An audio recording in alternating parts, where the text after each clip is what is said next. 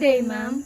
I am Ashley Jet Sevillano, And I am Jillian Melensian. and we will present our experiment about rust formation and prevention.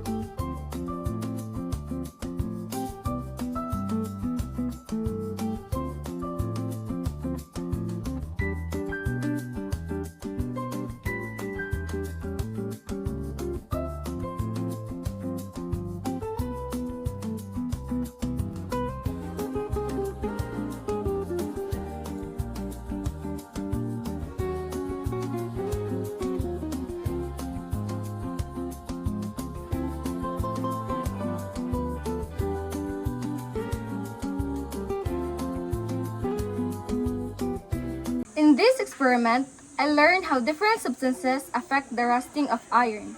I observed that salt water and vinegar made the reaction faster.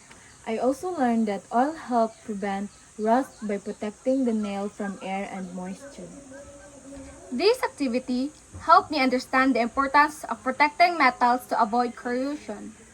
It also showed that simple household materials can demonstrate real-life chemical reactions.